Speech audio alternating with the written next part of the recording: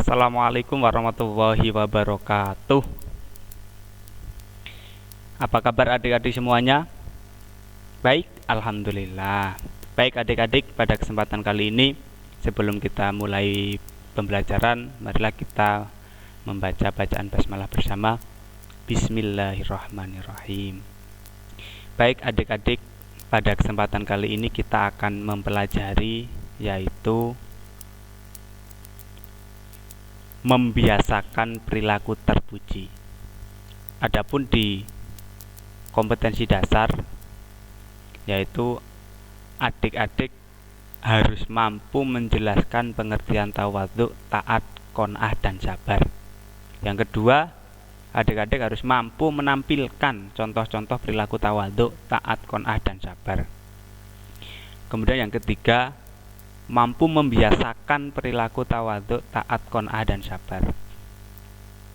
Untuk yang pertama yaitu pengertian tawadhu itu sendiri adalah ketundukan kepada kebenaran dan menerimanya dari siapapun datangnya, baik ketika suka atau dalam keadaan marah. Artinya, janganlah kamu memandang dirimu berada di atas semua orang. Allah Subhanahu wa ta'ala berfirman dalam surat Al-Qasas, A'udzu billahi minas syaitonir rajim. Bismillahirrahmanirrahim. Tilka darul akhiratu naj'aluha lilladzina la yurid الذين لا يريدون علوا في الأرض ولا فسادا والعاقبة للمتقين. Yang artinya, negeri akhirat itu kami jadikan untuk orang-orang yang tidak menyombongkan diri dan berbuat kerusakan di muka bumi, dan kesudahan yang baik bagi orang-orang yang bertakwa. Kemudian untuk perintah tawadhu dalam surat Asy-Syura ayat 215, Allah Subhanahu wa taala berfirman, A'udzu billahi minasy syaithanir rajim. Bismillahirrahmanirrahim. Wa hafidh janahaka liman ittaba'aka minal mu'minin. Yang artinya, dan rendahkanlah dirimu terhadap orang-orang yang mengikutimu, yaitu orang-orang yang beriman. Kemudian Rasulullah Shallallahu Alaihi Wasallam bersabda, sesungguhnya Allah telah mewahyukan kepadaku agar kalian merendahkan diri, sehingga seseorang tidak menyombongkan diri atas yang lain dan tidak berbuat zalim atas yang lain. Hadis sahih riwayat Muslim. Kemudian contoh tawadhu itu sendiri. Yang pertama, senantiasa bersikap sabar di dalam pergaulan. Artinya dimanapun berada, kita semuanya harus bersikap sabar dalam menghadapi segala yang ada. Kemudian yang kedua, tidak suka menonjolkan diri, takabur atau sombong. Kita tidak boleh sombong dimanapun, sama siapapun. Kemudian yang ketiga, senantiasa menghargai dan menghormati orang lain. Ada pepatah biasanya menjelaskan bahwa ketika kita mau dihargai, kita harus menghargai orang lain. Kemudian yang kedua, pengertian taat, yaitu taat secara bahasa adalah senantiasa tunduk dan patuh baik terhadap Allah, Rasul maupun ulil amri. Nah, hal ini sudah tertuang di dalam surat An-Nisa ayat 59. A'udzu billahi minasy syaithanir rajim. Bismillahirrahmanirrahim. Ya ayyuhalladzina amanu ati'ullaha wa ati'ur rasula wa ulil amri minkum. Fa in tanaza'tum fi syai'in farudduhu ila Allahi war rasuli in kuntum tu'minuna billahi wal yaumil akhir. Dzalika khairu wa ahsanu takwil. Yang artinya, hai orang-orang yang beriman, taatilah Allah dan taatilah Rasul-Nya dan ulil amri di antara kamu.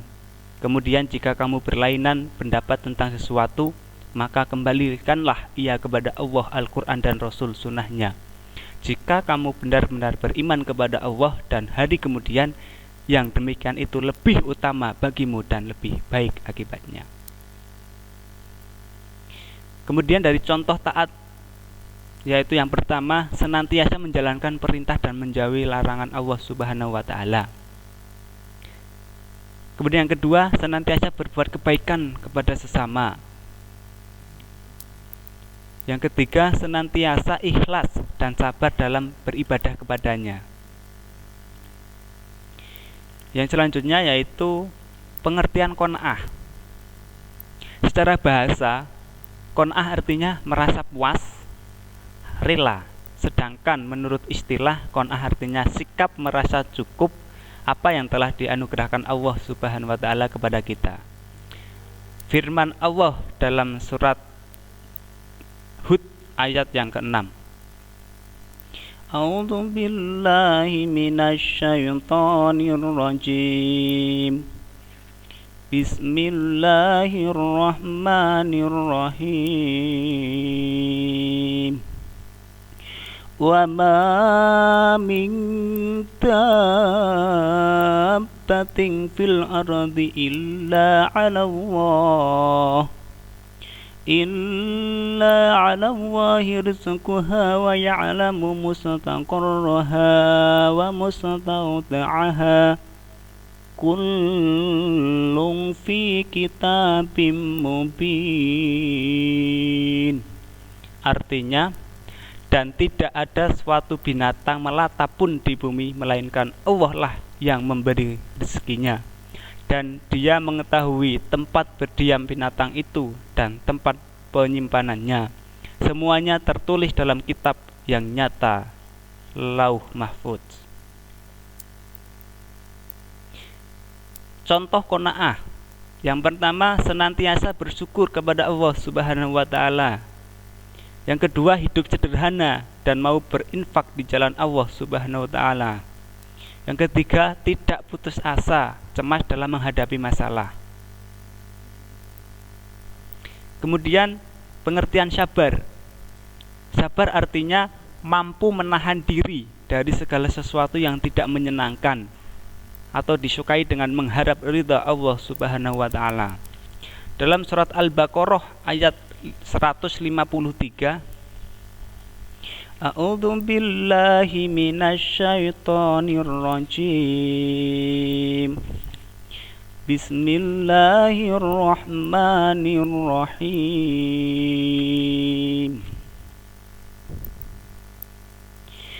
Ya ayyuhalladzina amanu sta'inu bis-sabri was-salat. Innallaha ma'as-sabirin. Yang artinya, hai orang-orang yang beriman, jadikanlah sabar dan sholat sebagai penolongmu. Sesungguhnya Allah beserta orang-orang yang sabar. Contoh sabar itu sendiri. Yang pertama, sabar dalam menjalankan perintah Allah Subhanahu wa Ta'ala. Kemudian yang kedua, sabar dalam menghadapi penderitaan atau musibah. Kemudian yang ketiga, sabar dalam menahan hawa nafsu. Kemudian fungsi dan peranan tawadhu, taat, qanaah dan sabar dalam kehidupan. Yang pertama, dalam rangka mendekatkan diri atau ibadah kepada Allah Subhanahu wa taala. Yang kedua, memperoleh ketenangan hidup dunia dan akhirat. Yang ketiga, terhindar dari sifat tercela seperti sombong, dengki dan putus asa. Kemudian yang keempat, terciptanya kehidupan yang harmonis di dalam bermasyarakat. Mungkin untuk pertemuan kali ini cukup sampai di sini dulu adik-adik. Semoga apa yang Bapak sampaikan bisa bermanfaat bagi Bapak pribadi, umumnya bagi adik-adik semuanya. Sehingga setelah menerima materi ini, adik-adik bisa menerapkan apa yang menjadi proses yang saat ini kita hadapi, yaitu dengan sifat-sifat taat, sifat-sifat sabar dan sebagainya. Itu saja adik-adik, kurang lebihnya mohon maaf. Sekian dan terima kasih. Billahi fisabilil haq fastabiqul khairat. Wassalamualaikum warahmatullahi wabarakatuh. Selamat memandu dan selamat berjuang. Semoga sukses. Amin, amin, amin ya rabbal alamin.